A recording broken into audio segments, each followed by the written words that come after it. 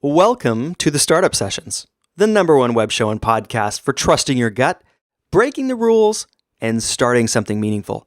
Featuring in-depth interviews with acclaimed creative entrepreneurs that have succeeded at building their own remarkable businesses.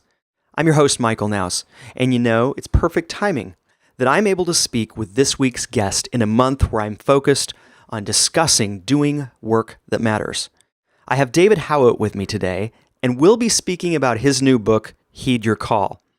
Now, this is a book about following your path, creating a life of abundance and joy, and really doing your part to repair the world through the work that you do. So if you've come to a place in life where toiling away at work or a job in pursuit of the American dream just isn't worth the punishment anymore, well, then this episode is for you. I think you'll find this discussion with David to be both powerful and thought-provoking. And it's all coming to you right now on episode 30 of the Startup Sessions.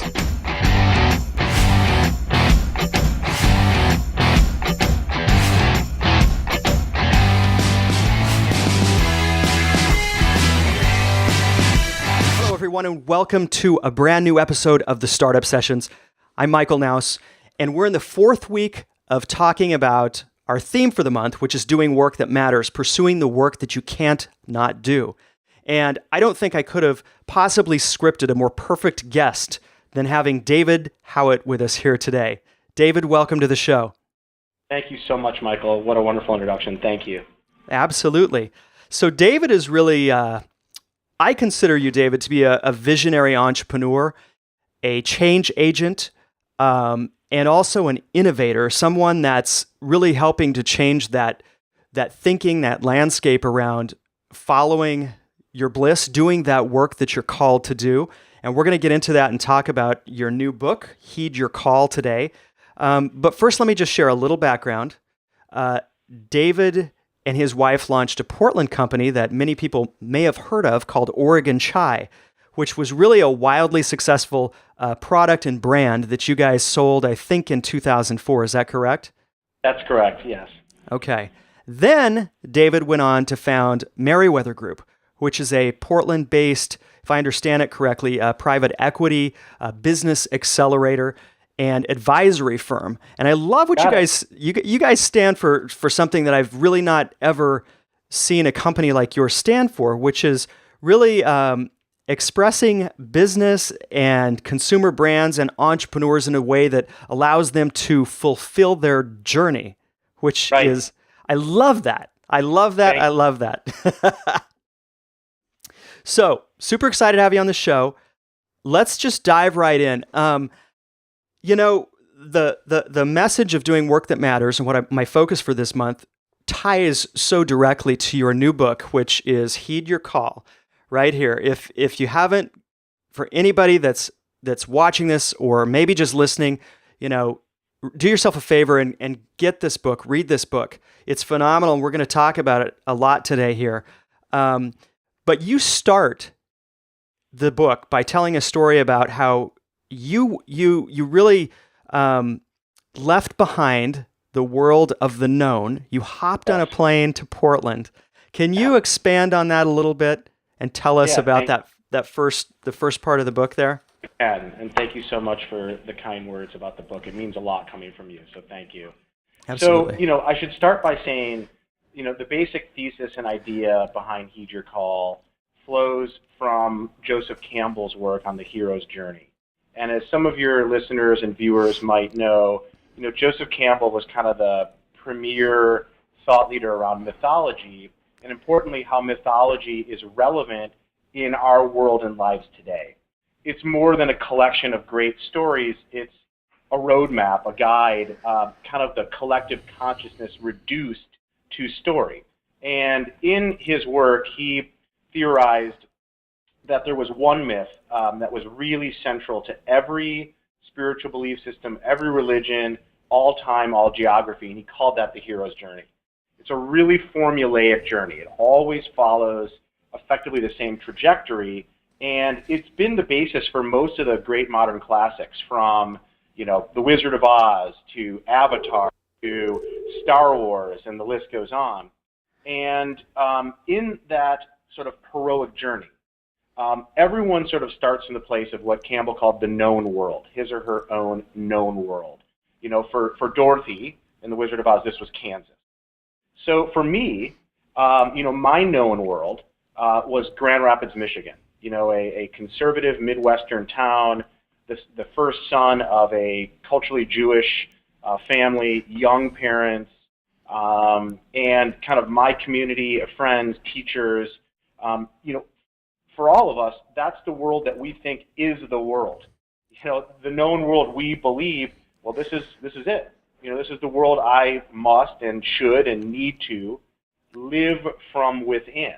And we subscribe to that at a very early age, and we subscribe to the belief systems, ideas, effectively guidelines that known world will place upon us.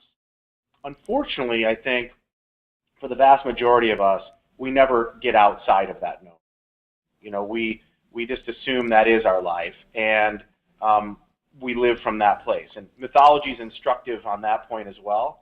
But for me, as you mentioned, I, through a variety of for a variety of reasons, sort of got to a place where that wasn't going to work for me anymore. And so this extremely sort of really unscripted moment where I left that behind and sort of went to my Oz, which was flying out to the West Coast into Portland, Oregon. Yeah. Great. Yeah. So, I think a lot of people, certainly a lot of the people I talk to, and I'm sure that you talk to as well, they're faced with this similar decision of leaving the known world of security daily. And, that could look like staying in a safe job versus going out and starting that thing you've always wanted to do, or staying in a relationship that might not really be working or serving you versus, gosh, the whole unknown around that, being alone, or maybe finding the mate of your dreams or whatever. But there's always that decision point there. How do you prepare for taking that leap of faith into the unknown? Yeah, no, great question, and great way to phrase that. So, let me first start by saying that, in writing Heed Your Call, did a lot of research, and some of the research I did was to meet with end-of-life caregivers, primarily hospice workers. And in interviewing these angels who, are with us at our final days, the consistent sort of theme that I learned from those who are reaching sort of the end of this particular journey was, I lived my life in service to someone else's idea of what my life should be. I played it safe. I mailed it in. I stayed in my known confined world. I didn't take chances. I lived from a place of fear. So I think, we need to thoughtfully reflect on that and what that means. And as I mentioned, in answering your last question, there is examples in our culture of those that live their lives from that place. And, Willie Loman in Death of a Salesman, a classic, really speaks to what happens to us when we fail to live from a place of our own individual purpose, as the Buddhists would call it, our dharma. When we fail to start to take that trust and surrender and opportunity to really get in alignment with each of our own unique inner desires. And for me, I subscribe to this belief that in my family, you're a lawyer or you're a doctor or you're an executive. And to fail to do one of those things means that somehow you missed, somehow you didn't quite deliver. And, that I subscribe to it, and I subscribe to it, and I think I did pretty well. Did all the right classes in high school, the right classes in college, had the right professors write the right letters of recommendations, joined the right clubs, went to law school, and I found myself, behind a mahogany desk in a prestigious law firm with, a secretary and all the things that I thought was going to bring me happiness. Yet I felt totally unfulfilled, totally disconnected, and, fairly down. And I know that a lot of your viewers and listeners are probably nodding their head in agreement. Often we get to this place in our lives where we feel like, hey, wait a minute, I've checked the boxes. But why do I feel still so empty, so unfulfilled and alone? And, in Heed Your Call, I explain that, I I think that's because you're out of alignment with really who you are and what you're meant to be doing. So the way that I think we get into alignment, the way that we start to open ourselves to the possibility of being in alignment with our true purpose is really pretty simple, Michael. It doesn't require, and the ego's going to jump in and say, well, does that mean I have to quit my job tomorrow or divorce my spouse or, move to a mountain town? And, it isn't a pendulum. It isn't I live this vapid life without any awareness of who I am and I just mail it in. But it isn't also I'm moving to India and joining an ashram. It's by allowing yourself every day to check in a little bit, quiet yourself, turn off your iPhone, put down, Facebook, and allow yourself just a little bit to lean into and nudge up against that place we all have inside of us. That is the sort of quiet witnessing awareness that is us. When you can stop and watch your thoughts, you start to realize that you're not your thoughts. Meaning, if you take a second to reflect on what you're thinking about, then the mere fact that you are reflecting on your thoughts means you are not your thoughts. And I think too many of us live from a place of believing we are our thoughts. So it starts by doing things like that, which is pretty simple. And in doing so, you'll start to hear the phone. You'll start to hear that voice saying, hey, go investigate this thing that might feel fun to you. Maybe you want to be an artist. Take a painting class. Take steps, micro adjustments, micro steps to open yourself up to the possibility of alignment with your purpose. And what I have found, and I write in Heed Your Call about other entrepreneurs, so we really tried to make this a real world book versus just theory, is when you do that, the universe, whatever language you want to use, universe, God, source, Buddha, it starts to work with you, and it'll start to actually open doors where doors were not even available to you before. That's fantastic, David. I love that. I love that approach. I think so many people think it's like an all or nothing situation Right. where you're either in your job and the only option is to quit and start something completely different. And I don't personally know anyone who's done that. I think that's the ego, and it wants to scare us. It wants to say, oh my gosh, if you start to heed your call, if you start to open yourself up to living from a place of integrity and alignment, you're going to go broke. You're going to be homeless. You'll lose your car. Your friends are going to think you've lost your mind. Yeah. Really, that's not what we're talking about here. What we're talking about is what I refer to in the book as the power of and. How can you be analytical and have artistry? How can you have meaning and purpose and balance your checkbook and fill your car up with gas?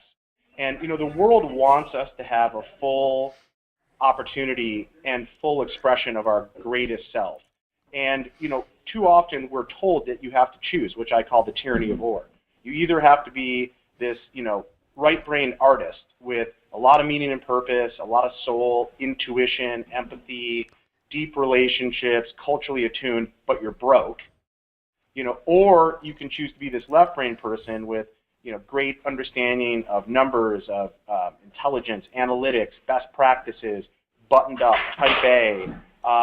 But we also then, by doing so, give up, the meaning and purpose in our life and end up living these lives of sort of vapidness with a lot of physical abundance, but without, any joy.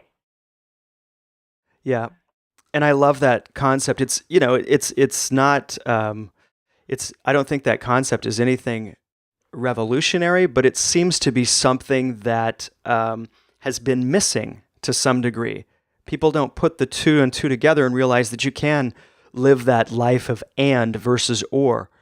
Absolutely. And I think it's fantastic. Michael, I think that's a huge issue facing us as a society. I mean, we're just not going to get there as a species, living from a place of or anymore. And, Right. As a real world example, Google is hiring more masters of fine arts than they are masters of business. Wow. They get it. Yeah. They are trying to embrace, and the best companies are, and the best people are, understanding that where the magic happens is when you can toggle back and forth between artistry and analytics, wisdom and intelligence. And when you can bring your whole self that way, that's, Apple Computer, the most valuable company in the history of enterprise.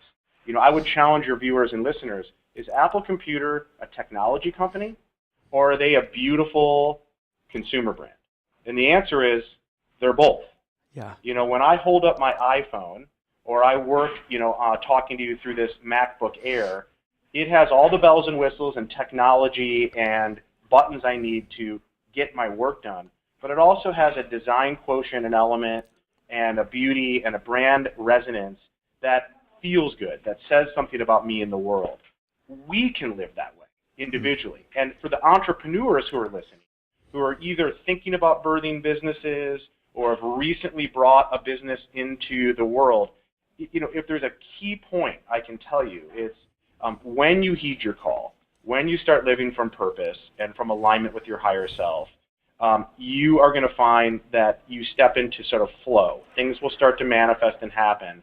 And that if at that point you can bring the best of your intellect and your empathy, your profit with a P, spelled with an F, and your profit spelled with a PH. That's what the future wants from us as humans, as individuals, and as enterprises. Great, fantastic. What a great example too of, some of the corporate leaders in our environment that we all know about and the direction that they're moving. I didn't know that about Google hiring the MFAs, and what a great example with Apple as well. Thank you. They wouldn't be able to achieve the status they've achieved with the or mentality. Far from it. They wouldn't. Intel is a company that truly lives from a place of or. I mean, it is a left-brain, engineer-oriented and run business. And as a result, it has a fraction of the enterprise value and success that an Apple does. And you can see where the world is moving, right? You can see who's going to be the next typewriter and who's going to be the next company of the future. And it's true for our earlier stage enterprises as well. One of the things that we tell when we advise, invest in, and guide amazing earlier stage and growth middle market consumer brands is, as a founder, typically you're the person who has the brilliant ideas, the vision, the sort of strategic alignment, the soul, the DNA of the company, of the product or the service. But you might not be the person that actually is best at sort of driving the operations and the day-to-day management of sales, marketing, margins, banking, and technology. So surround yourself with people who can help you augment so that you can drive your business from a place of and not from a place of. Good and point. That's what we did at Oregon Shy. I mean, sort of organically it happened where Heather had this brilliant idea around the product and knew it would be right in the world. I mean, she saw that Starbucks was innovating with coffee and that you could go into a cafe and have these rich, amazing sort of coffee drinks, cappuccinos and lattes and the like. But if you were a tea drinker, you had a mug and it was filled with hot water and a bag of chamomile. And what was the fun in that, as compared to these other fancy drinks? So she, based on her right brain, creative genius and understanding of the consumer in the world, innovated and came up with Oregon Shy. Then she looked at me and said, go figure out the rest of it. Supply chain, cost of goods, permitting, insurance, finance, operations. Yeah. We came together as a power of and we're able to manifest a business that we started in our kitchen into a really, fairly valuable company, and valuable not only in terms of the economics, but one of the very first certified organic and certified fair trade companies, and built a culture and a product line we were proud of. So again, for your listeners and viewers, the book, Heed Your Call, lays out 11 constructs that traditionally have been discussed and talked about in spiritual arenas, philosophical discussions, religious discussions, even in the halls of sort of mathematics and science, but they haven't been bridged over to the world of commerce. And if my life stands for anything, I think it's that there is a bridge between running a successful business, birthing a business, being an entrepreneur, and applying some of these timeless constructs that have been typically kept outside the realm of business. They are meant to work together. And when you can embrace them, it's incredible what can happen. And the final thing I'll say on that, Michael, is, I am also a left-brain lawyer, right? And a person who has experience with spiritual practice.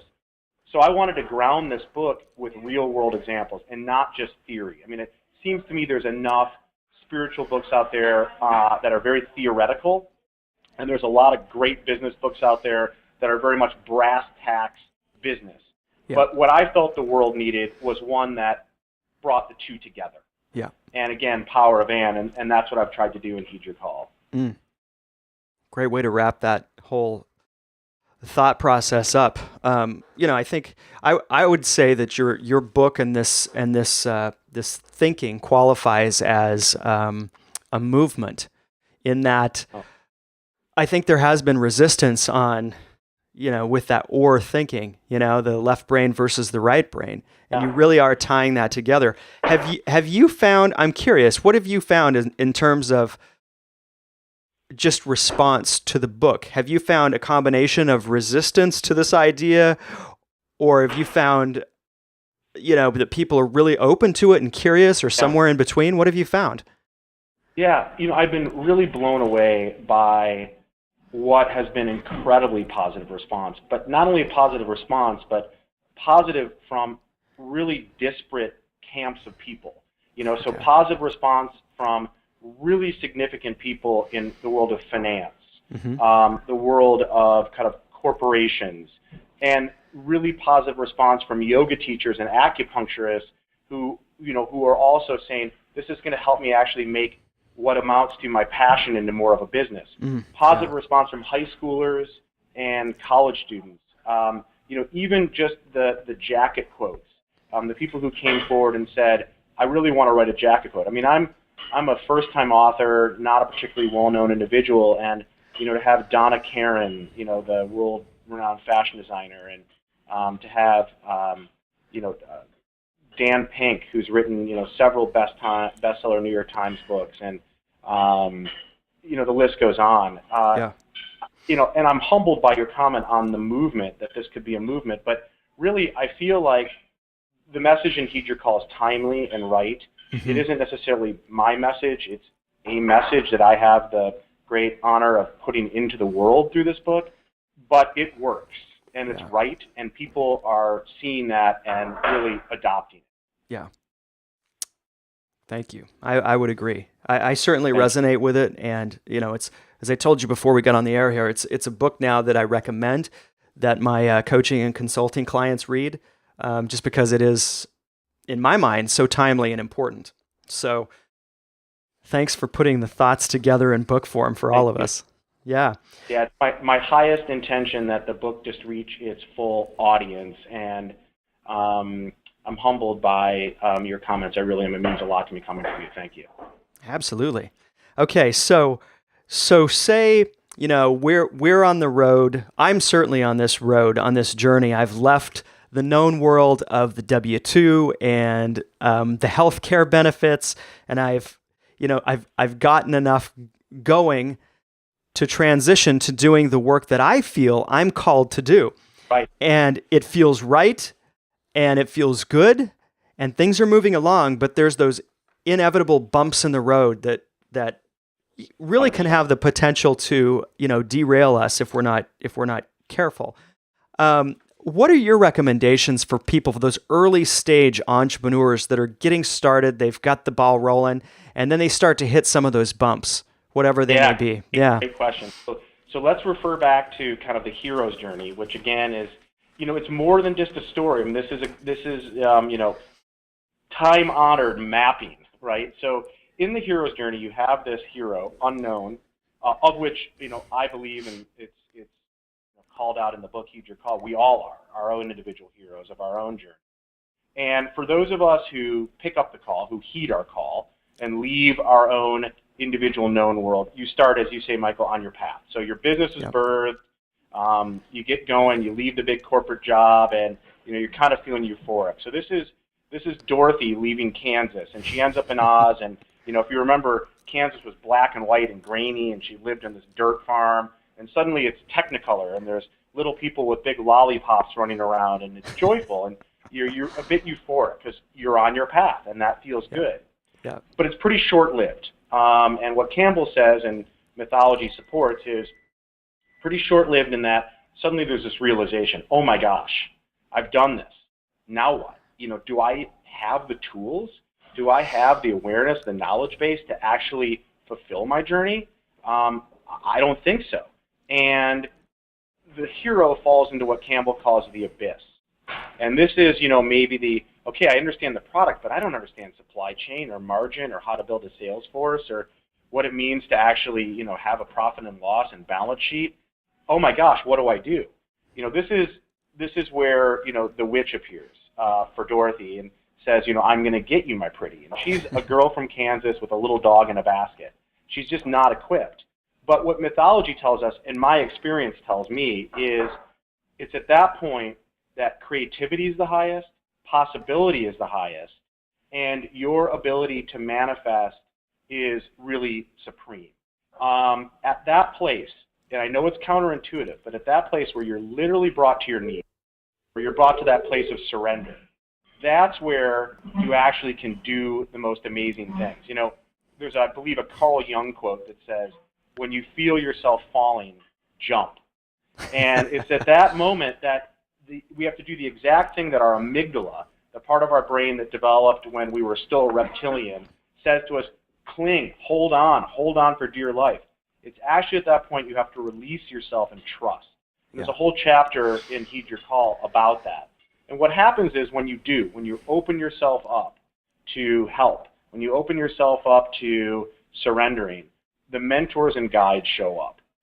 For Dorothy, it was the Tin Man and the Scarecrow and the Lion. And if you recall, the three things they're there for are hearts, brains, and courage. They're there to help Dorothy on her path, literally the yellow brick road, her path, to learn about those things. So for business owners, what happens typically, and certainly was my experience, the mentors and guides will show up to help you build and understand the tools you need to manifest your business, your company, in a way that's in alignment with your journey, your true individual journey. And you will now go through what Campbell calls you will gain the tools of transformation. So you will continue to walk down your path. There'll be flying monkeys one day, poppy fields that make you fall asleep another day. But you will learn and you will adapt and you will grow. And that is all part of the process. You can't skip over that. Yeah. Every business owner has gone through it, maybe multiple times. But what doesn't kill you makes you stronger, and ultimately helps you to become the true hero that we all are on your journey. Fantastic. So important to understand and know that there are going to be bumps in the road. And They're it's necessary. Really... You learn from them. Yeah. Mentors and guides show up as a result of them. Yeah. And ultimately you and your business will flourish as for coming through them.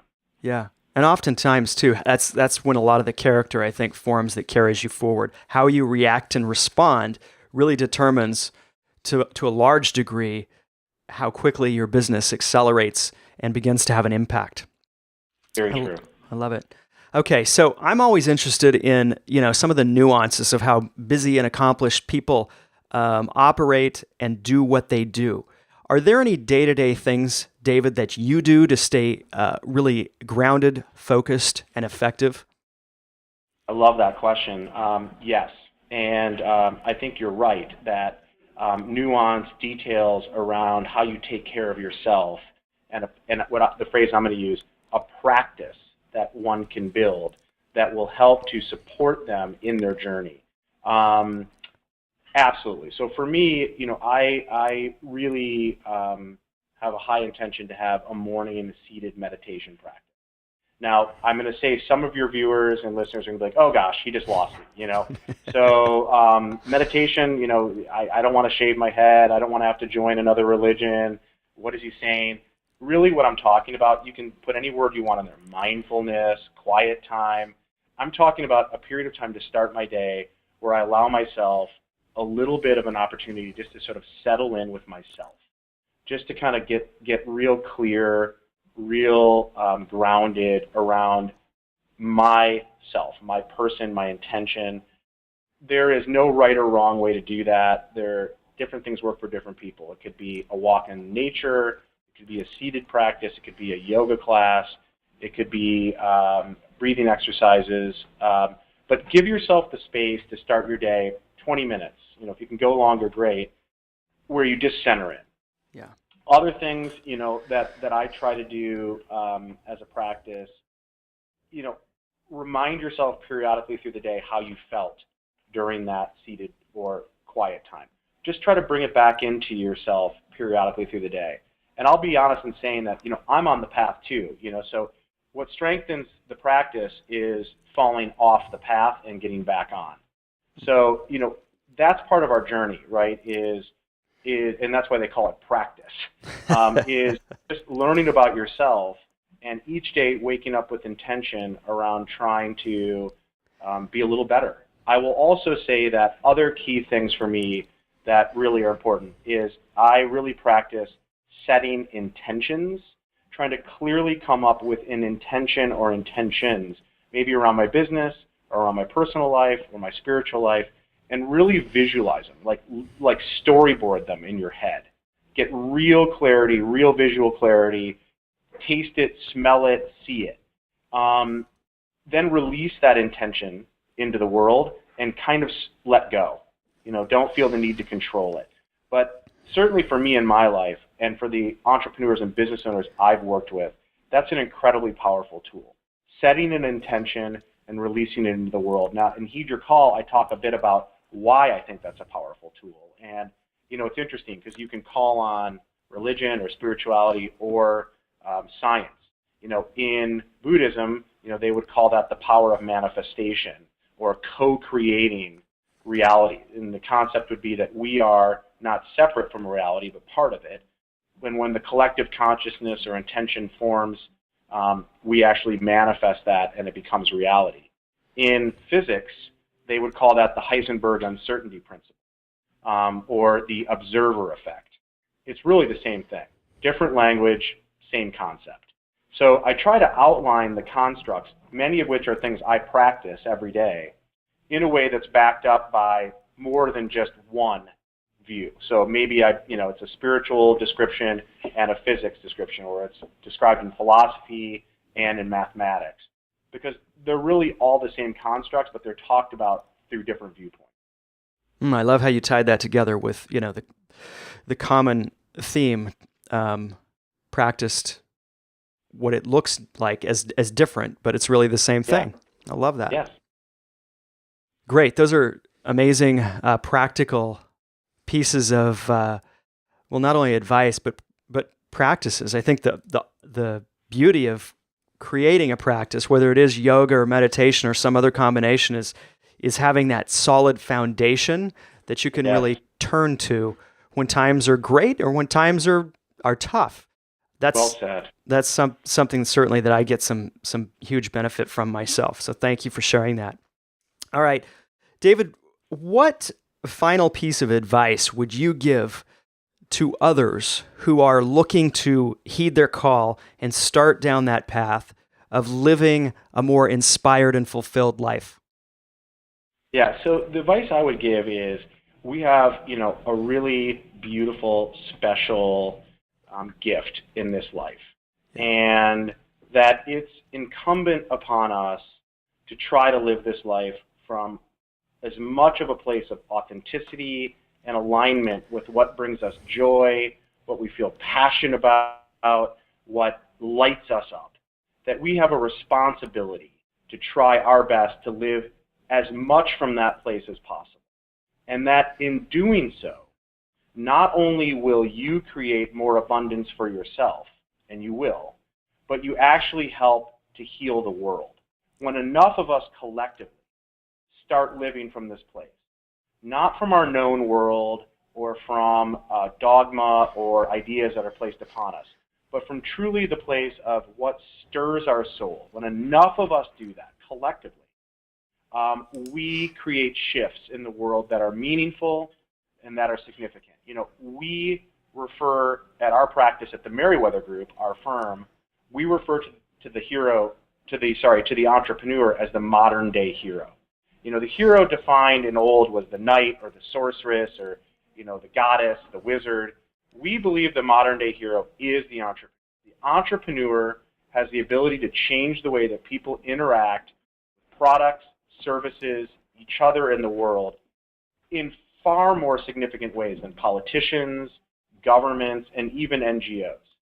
So as an entrepreneur, and by the way, we define an entrepreneur as anybody who comes into the world with a viewpoint of wanting to disrupt the status quo, where they look out in the world and say, is there somewhere where the consumer has been deprived of innovation, of relevance, of newness, and can I create evolution or revolution such to bring that, to birth that into the world? So if that's your nature, to disrupt the status quo, to constantly look at ways to improve the world, you are an entrepreneur. Whether you're working at a Fortune 100 company or you're tinkering in your garage, you are the modern day hero. That is what we need as a society and as a culture, and what I've tried to do in the book, Heed Your Call, and what we do every day here with my partners at the Meriwether Group. That needs to be really carefully supported. And, quick final comment. In researching the book, I looked at a variety of different spiritual beliefs and religious systems. And in the Judeo-religious liturgy, there's this phrase, tikkun olam, which means repair the world. Now, most people in that faith interpret that to mean philanthropy. And there's nothing wrong with philanthropy.